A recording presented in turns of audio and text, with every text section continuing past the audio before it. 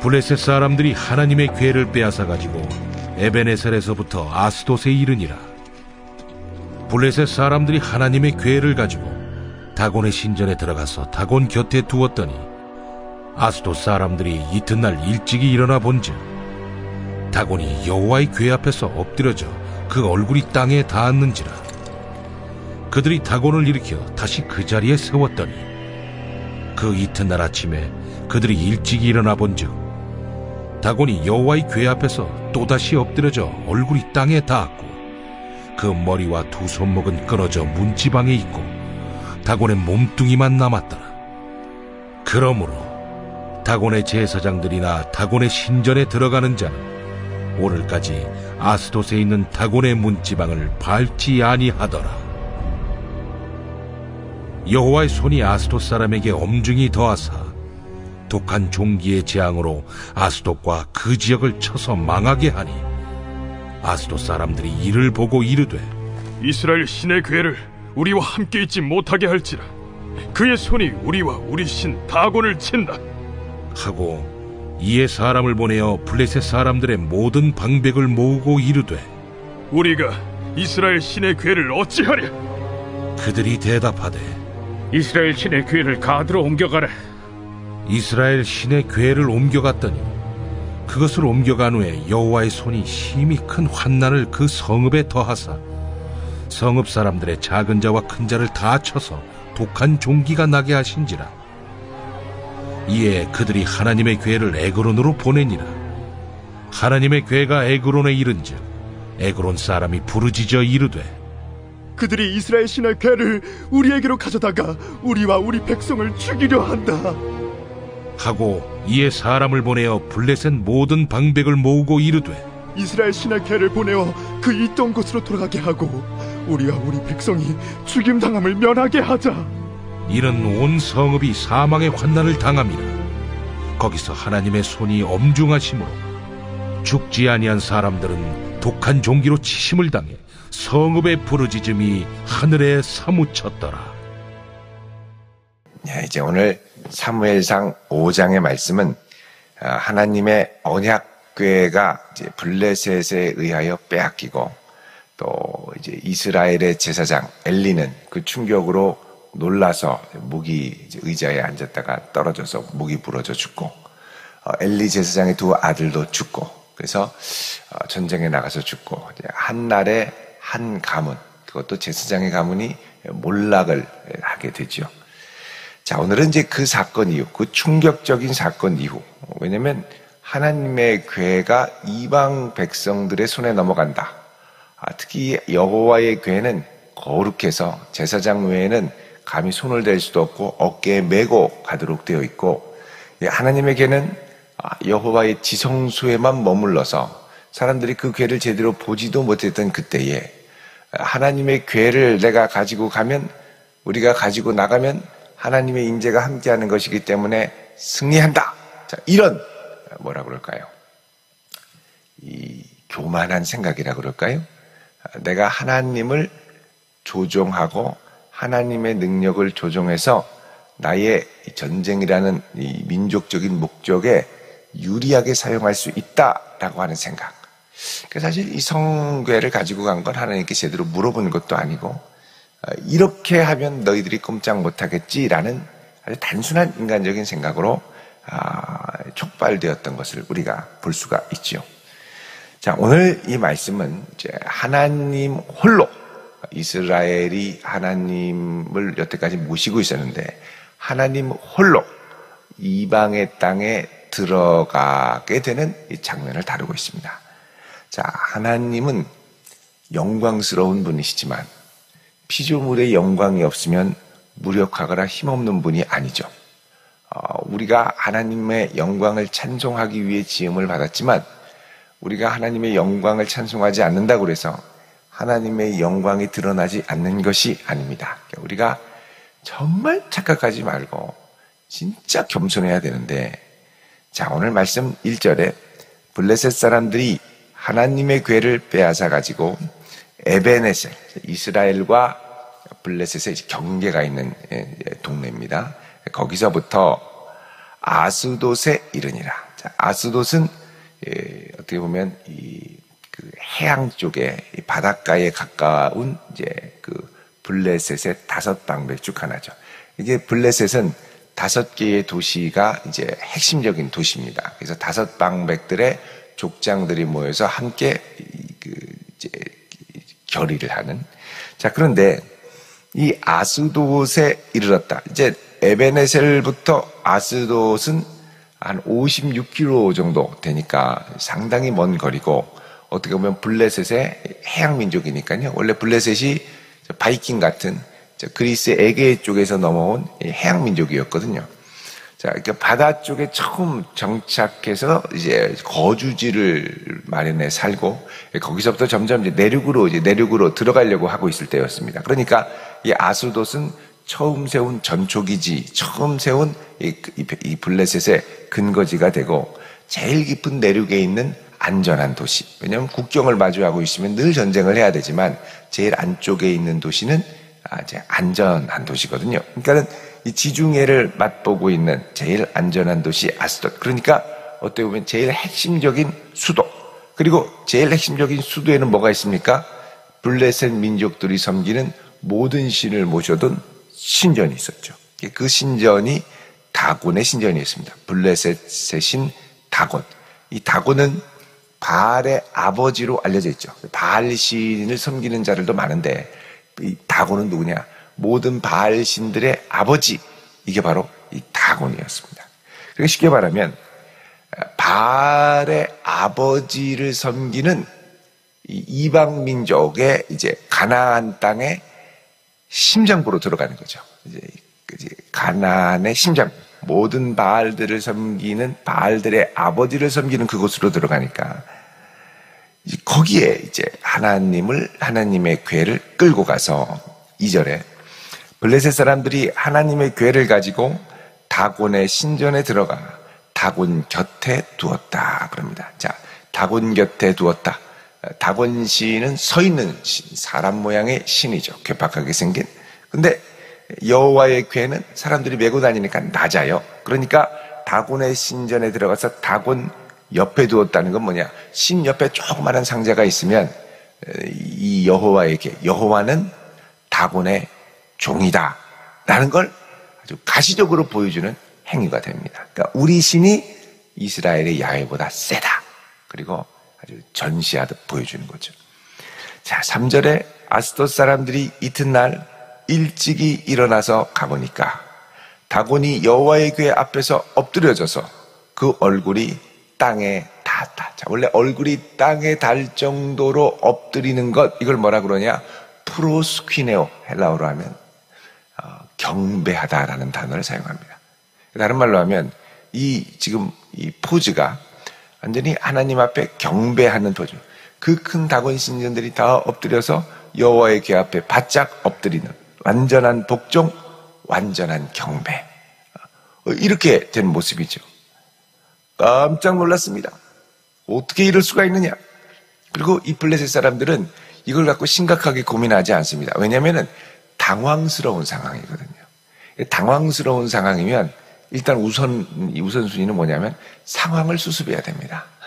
그래서 빨리 상황을 수습해서 올려 세워놓고 그 이유를 고민해야 되는데 그 이유를 깊이 생각하지 않고 보통 어떻게 생각하냐? 어쩌다 저렇게 됐지? 이러고서 딱 덮어버리는 거죠. 우연히 저렇게 됐지? 그렇게서는 딱 덮어버리는 거죠. 그러니까 어쩌다가 우연히 이 가운데 하나님이 어쩌다가 우연을 통해 역사하시는 그 손길의 심각성을 깨닫지 못하고 그냥 빨리 덮어버리고 다곤신을 세우는데 급급했죠. 자, 그리고 우리 다곤신이 야훼를 이겼다. 그리고서 아주 기분 좋아서 또 돌아갔는데 다음날 가서 또 봤습니다. 6절에 이튿날 아침에 그들이 일찍이 일어나 본즉. 자, 여러분 여기 계속 일찍이 일어나 봤다라는 게 3절과 4절에 반복해서 나옵니다. 일찍이 일어나 봤다라는 건 뭐냐면 우리 다곤신이 야훼를 옆에 두고 승리해서 이겼는데 별일이 없나 혹시라도 불안해서 긴장해서 일찍이 본 거죠. 근데 엎드러지니까 다음 날도 또 일찍이 일어나서 혹시 또 엎어지거나 쓰러진 건 아니겠지 하고 딱 가서 본 거예요. 그러니까는 일종의 긴장감, 여호와 하나님의 강력함을 이들이 본능적으로 알고 있었죠. 소문으로 들어서 알고 있습니다. 이 여호와 하나님은 광야 40년을 이스라엘 백성을 지킴이 여기까지 온 하나님이란다. 이런 두려움으로 간 거예요. 근데 가서 보니까 다음 날은 어떻게 됐느냐. 다곤이 또다시 엎드려져서 얼굴이 땅에 닿았는데, 자, 얼굴이 땅에 닿았는데 머리, 손목 끊어져서 댕가당 잘라져서 어떻게 되냐, 문지방에 있고 야훼의 이 궤 앞에 엎드렸을 때는 몸뚱이만 남았더라. 여러분, 이 전쟁의 포로가 그 당시에 도망가면 처형을 하죠. 어떻게 처형하냐? 손목을 자르고 목을 잘라버립니다. 그러니까 여러분 보세요. 여기 다곤의 몸뚱이만 여호와의 궤 앞에 있고 머리와 손목은 끊어져서 어디에 있다 그럽니까? 문지방. 그러니까 이 신전의 보통 길이가, 다곤 신전의 길이가 고고학적으로 이렇게 발견을 보면 한 50m 정도가 됩니다. 50m. 여호와의 성막도 한 25m 정도가 되죠. 자, 50m면 몸뚱이는 요대로 쓰러져 있는데, 예를 들면 퍽 쓰러지면서 부서져가지고 깨져가지고 이게 땡그르댕댕댕댕댕 해가지고 굴러가가지고 저 문지방은 이 신전 들어오는 데니까 그 입구까지 댕그랭댕그랭 해서 굴러가가지고 50m를 굴러가기가 쉬울까요? 요것도 기적이죠. 그러니까 이게 지금 무슨 장면을 딱 연상시키냐면, 이 다곤신이 여호와신 옆에 딱, 여호와의 궤 옆에 있다가 어휴 무서워, 그리고 막 뛰어서 도망가다가 이놈 어디 도망가 하고 전쟁 포로처럼 거기서 직결 심판, 머리 댕가당, 손목 댕가당. 그러니까 도망가다가 붙잡혀서 처형받은 곳이 문지방인 겁니다. 그리고 이 포로는 다시 끌고 오는 거죠, 몸뚱이를. 그리고 신전 앞에 턱 두는 거예요, 엎드려. 그리고 승리하신 하나님. 그러니까 이게 아주, 그러니까 이게 엎드렸는데, 이제 엎드렸는데 목 잘리고 손목 잘렸다는 건 뭐냐? 포로라는 겁니다. 포로. 얘는 여호와의 포로야. 그리고 얼마나 무서웠는지 도망가려고 저 문지방을 넘어가려다가 잡혀서 목 잘리고 손목 잘리고 몸뚱이만 끌고 다시 하나님이 데리고 오신 거죠. 그러니까 이걸 보면 블레셋 사람들이 시급하는 겁니다. 이게 무슨 일이냐? 깜짝 놀랐죠. 자, 그래서 이 충격적인 사건, 신전을 들어가는 문지방 앞에 다곤신의 머리가 잘려가지고 거기 뭐 이러고 있으면 얼마나 이 제사장들은 충격입니까? 그래서 5절에 그러므로 다곤의 제사장들이나 다곤의 신전에 들어가는 자는 오늘까지 아스돗에 있는 다곤의 문지방을 밟지 아니하더라. 닿으면 이스라엘 이제 접촉하면 그 신성이 전염된다고 생각했는데 죽은 신의 기운이 나에게 접촉된다. 머리가 댕그랑 잘려가지고 그 문지방 앞에 턱 걸쳐 있으니까 다시는 문지방을 밟지 못해. 이거를 밟고 넘어가면 어떻게 해요? 다곤신의 이 머리를 밟고 넘어간다. 그런 생각 때문에 절대 여기를 넘지 말아라. 이게 아주 불문율이 됐습니다. 자, 이 모습은 뭐냐? 완전한 승리의 모습입니다. 머리를 자르고 몸뚱이만 하고 완전한 승리. 여러분, 다윗이 골리앗을 이기지 않습니까? 블레셋. 나중에 사무엘상 17장에 가면 승리를 할 때 완전한 승리의 확신으로 어떻게 하죠? 다윗이 이 골리앗의 칼을 빼가지고 골리앗의 머리를 잘라버리죠. 이게 이제 완전한 승리입니다. 다곤이 먼저 머리를 잘린 경험이 있는 거예요. 그래서 이제 아주 당황스러우니까, 자, 그 다음부터 이 사건 이후로 하나님이 6절에 여호와의 손이 아스돗 사람에게 엄중히 더하사, 엄중히 더했다는 건 무겁게 더했다, 육중하게 더했다. 여러분, 하나님의 영광이라는 말, 이 카보드라는 말이 무겁다라는 말입니다. 무겁다. 하나님의 영광이 심판으로 그곳에 임한 거죠. 그때부터 독한 종기가 온 지역에 퍼지자 아스돗과 그 지역을 쳐서 망하게 했다. 우리 이미 코로나가 휩쓸면서 지역 경제가 휘청한 걸 우리가 알죠. 그 지역의 독종으로 아무도 일어서지 못할 정도로 해서 경제가 완전히 파탄이 난 겁니다. 자, 여러분, 이제부터 이스라엘의 전쟁은 이스라엘은 싸우지 못하고 하나님 홀로 싸우는 전쟁이 됩니다. 하나님은 이스라엘 백성에게 승리를 주실 수 있지만 조건은 뭐냐? 하나님의 말씀에 순종할 때. 그런데 이스라엘에게도 멸시를 당한 거죠. 이 언약궤를 이들이 가지고 허락 없이 가지고 오고, 또 블레셋 이방 민족이 하나님의 궤를 가져와서 다곤 신전 앞에 두죠. 이것도 하나님의 이름이 멸시를 받은 거죠. 자, 이때 하나님은 어떻게 하느냐? 하나님의 영광을 위하여 홀로 일어나 홀로 싸우시는 하나님이 되십니다. 자, 이 독종이 막 오니까 이 아스돗 사람들이 큰일 났다. 어떻게 우리가 이 신전을 이 여호와의 궤를 함께 다룰고 그의 손이 우리와 우리 신 다곤을 친다. 그러면서 사방의 모든 방백들, 5방백들 사람들을 모으고 우리가 이 궤를 어떻게 앓고, 그러자 이스라엘 5방백 사람들이 이구동성으로 하는 말이 뭐냐? 이스라엘의 신의 궤를 8절에 가드로 옮겨가라. 가드에 무엇이 있길래 가드로 옮겨가라고 할까요? 여러분, 가드는 아주 전통적으로 장수들이 많이 나오는 겁니다. 동네입니다. 장신이고요. 힘도 좋고요. 이 장신, 보통 골리앗이 키가 한 270cm 오늘날로 하면 엄청난 장신이었거든요. 이런 골리앗 같은 장수들이 줄비하죠. 이 골리앗의 동생도 키가 엄청 크고. 자, 이런 아주 용사들이 있는 곳은 신도 세다고 믿는 거죠. 그러니까 어디로 가냐? 가드로 데려가라. 그래서 여호와의 신의 궤를 가드로 갔더니 옮겨간 후에는 그 강한 성읍에 하나님이 9절에 보면 심히 큰 환난을 성읍에 더하셨다고 합니다. 너희들이 강해 한번 볼래? 하고 아주 큰 환난을 치니까 성읍 사람들의 작은 자와 큰 자를 다 합쳐서 모두가 종기에 끙끙매게 합니다. 너무너무 힘들고, 이건 뭐 완전히 오자마자 항복입니다. 두 손 두 발 다 들고, 이에 그들이 하나님의 궤를 누가 뭐라고 할 것도 없이 에그론으로 그냥 보내버렸어요. 자, 이 에그론은 이스라엘에 좀 가까운 지역입니다. 이 처음에 왔던 에베네셀에 좀 더 가까운 지역이죠. 북쪽으로 옮겨가니까. 거기에 사람들이 에그론에서 너무너무 또 힘들어요. 하나님께서 거기도 독종을 막 보내시는데 가는 곳마다 꼼짝 못합니다. 그러니까 다른 말로 하면 하나님이 가는 곳마다 친히 싸우시죠. 이스라엘을 위해 싸우는 게 아니라 하나님의 영광을 위하여 스스로 싸우십니다. 자, 사람들이 다시 모입니다. 야, 이거 어떻게 할까? 그랬더니 그냥 있던 대로 돌려보내자.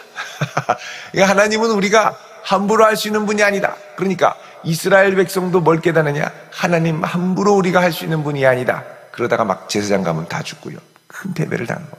이방인들도 여호와의 궤를 가지고 우리가 함부로 할 수 있었는데 함부로 할 뿐이 아니다.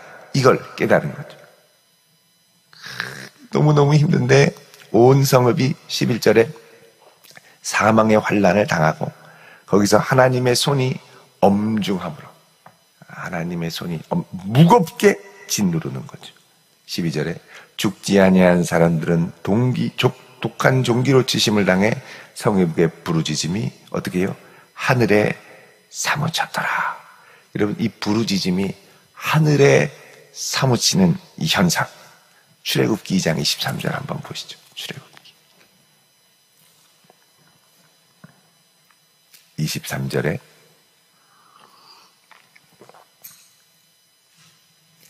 자, 여기 보시면 이스라엘 백성들이 고된 노동으로 말미암아 탄식하며 부르짖으니 그 고된 노동으로 말미암아 부르짖는 소리가 어디에 상달됩니까?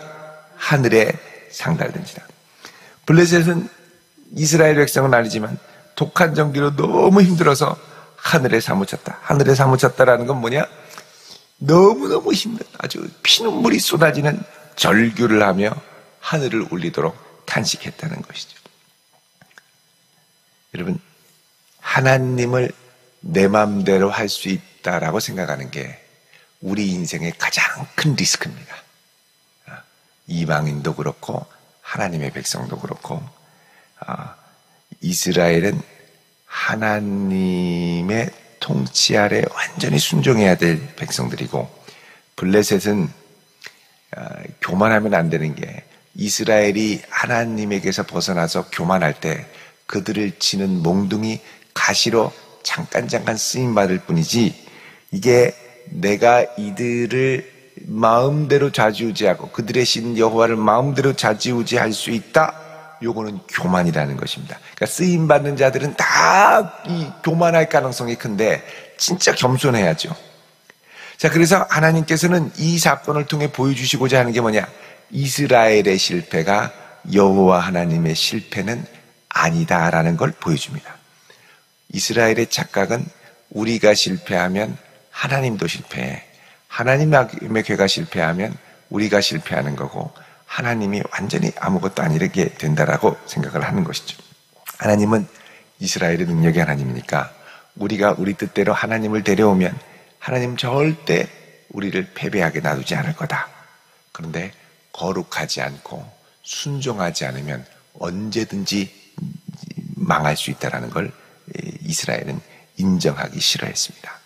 그러니까 내가 순종하지 않고 교만했기 때문에 이 사단이 일어나는 건데, 내가 실패하면 하나님도 실패하는 거라고 생각하니까 하나님을 어떻게든 끌어들여서 내 마음대로 해보려고 하는 거죠. 여러분, 그래서 우리는 하나님 앞에 끝까지 쓰임 받으려면 내가 하나님과 특별한 관계라서 내가 그게 아니라 끝까지 겸손해야 될 줄로 믿습니다. 막 내 마음에 안 들면 에이 관둬라 막 때려치고 그게 아니라 끝까지 하나님의 뜻에 순종하면서 주님께서 인도해 주시고 혹여나 저의 혈기로 하나님의 영광을 가리지 않게 하옵소서. 그래서 끝까지 하나님 앞에 겸손하게 갈 때 하나님께서 우리를 사용하시는 거죠. 근데 우리는 우리 생각이 아니고 내 마음에 안 들고 막 그러면 여호와의 계를 그냥 막 끄집어냈다, 집어넣었다 막 그러고 데리고선 저 이방 민족까지 갔다가 뺐다가, 절대 그러면 안 되고요. 하나님은 내가 하나님의 영광을 드러낼 수 있다는 것도 사실은 영광이고 특권입니다. 내가 그렇게 하지 않으면 돌들이 소리질러 하나님의 영광을 찬양하고, 하나님이 홀로 싸우셔서 그분의 영광을 드러내시는 하나님이죠. 하나님은 자존하신 하나님이라 그 누구의 도움도 필요 없습니다. 그럼에도 불구하고 우리를 피조물로 세우셔서 그분의 영광을 찬송하도록 한 것은 우리의 특권이고 영광이 되겠지요. 그래서 우리는 하나님 앞에 쓰임받을 때 끝까지 하나님 앞에 주의 영광을 잘 드러내게 하기 위해서라도 끝까지 겸손해야 될 줄로 믿습니다. 그리고 내가 하나님을 해드려서 하나님이 이게 아니고 하나님이 행하시는 그 길을 내가 기쁘게 따라가며 순종하리라.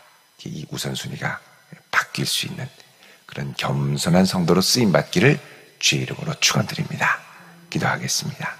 거룩하신 아버지 하나님, 오늘도 홀로 우리를 위하여 앞서 행하시며 우리를 위하여 싸우시는 하나님께 우리의 모든 것을 맡기며 영광 돌리오니, 주님 이 한날도 우리를 붙들어 주시고 끝까지 주의 영광을 위해 쓰임받으며 살아가는 저희들 되게 하시고, 하나님의 영광을 가리지 않도록 주여 우리를 붙들어 주시옵소서. 예수님의 이름으로 기도하옵나이다. 아멘.